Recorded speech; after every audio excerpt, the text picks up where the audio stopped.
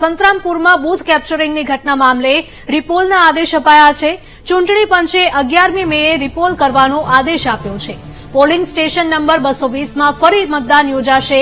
11 મેએ સવારે 7 થી સાંજે 6 વાગ્યા સુધી ચાલશે મતદાનની પ્રક્રિયા। સંતરામપુર તાલુકાના પ્રથમપુર ગામમાં બૂથ કેપ્ચરિંગ થયું હતું। વિજય ભાભોર નામના ભાજપ નેતાના દીકરાએ બૂથ કેપ્ચરિંગ કર્યું હતું। વિજય ભાભોરે સોશિયલ મીડિયામાં વિડીયો વાયરલ કર્યો હતો। અન્ય લોકો સાથે મળીને બોગસ વોટિંગ કર્યું હતું। ચૂંટણી પંચે કલેક્ટરના રિપોર્ટના આધારે રિપોલના આદેશ આપ્યા છે।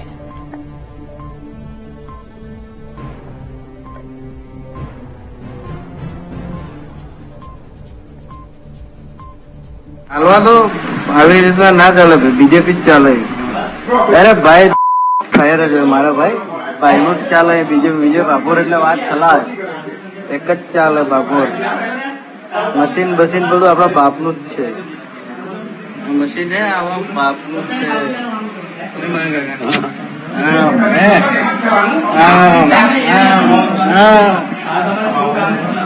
એક જ ચાલે।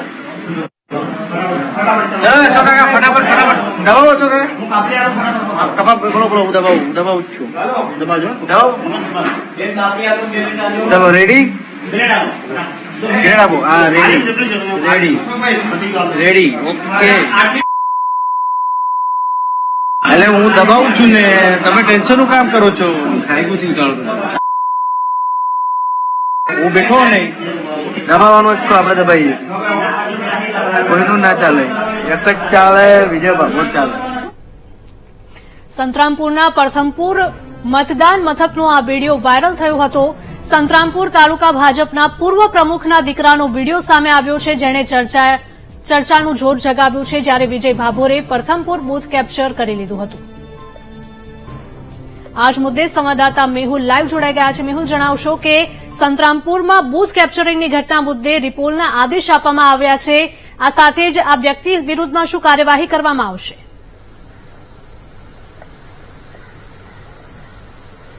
બિલકુલ હિરલ, વાત કરવામાં આવે તો આ જે આરોપી છે વિજય ભાભોર, તેની સામે તો પોલીસે કાર્યવાહી કરી છે। ગઈકાલે સાંજે જ તેની સામે એફઆઈઆરની કાર્યવાહી થઈ હતી અને તેની ધરપકડ કરવામાં આવી હતી।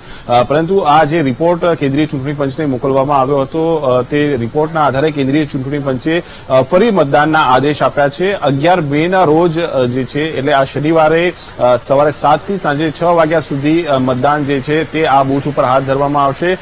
દાહોદ લોકસભા બેઠકની અંદર આવતી સંતરામપુર તાલુકાની જે પ્રથમપુર ગામ છે તેનું આ બૂથ છે કે જેનો વિડીયો વાયરલ થયો હતો અને બૂથ કેપ્ચરિંગનો સીધો આક્ષેપ કોંગ્રેસે કર્યો હતો અને આ ફરિયાદ કરવામાં આવી હતી। આ ફરિયાદના આધારે ચૂંટણી પંચ છે અને જે સ્થાનિક જિલ્લા કલેક્ટર છે તેમને એક રિપોર્ટ છે તે ચૂંટણી પંચને સોંપ્યો હતો, રાજ્ય ચૂંટણી પંચને, અને રાજ્ય ચૂંટણી પંચે આ રિપોર્ટ જે છે તે કેન્દ્રીય ચૂંટણી પંચને મોકલ્યો હતો અને કેન્દ્રીય ચૂંટણી પંચે આ સંદર્ભે તાત્કાલિક જે છે તે રિપોર્ટ જે છે તેના ઉપર નિર્ણય કર્યો છે અને ફરી મતદાન કરવા માટેનો નિર્ણય કરવામાં આવ્યો છે। એટલે 11 તારીખે જે પ્રથમપુર ગામ છે તેની અંદર બૂથમાં ફરી એકવાર મતદાન જે છે તે હાથ ધરવામાં આવશે।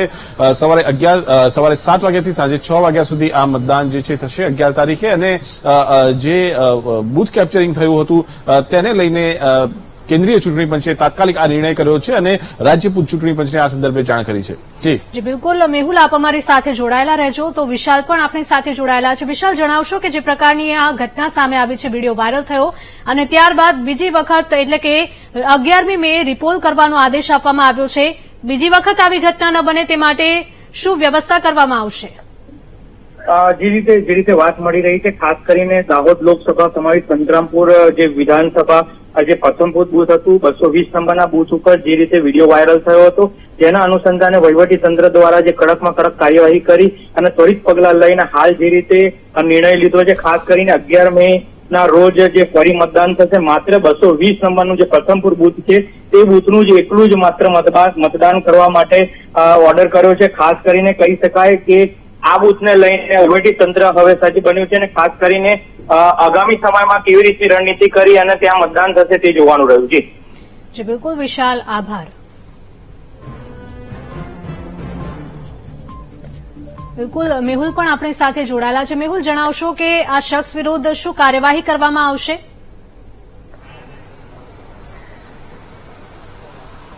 બિલકુલથી જે વિજય ભાભોર છે તે તાલુકા ભારતીય જનતા પાર્ટીના જે પૂર્વ પ્રમુખ હતા તેમનો પુત્ર છે અને આ વિડીયો જે છે તેના મામલે તેને સોશિયલ મીડિયા ઉપર તેને લાઈવ કર્યું હતું અને સમગ્ર ઘટનાક્રમ જે છે તે લોકોના ધ્યાનમાં આવ્યું હતું.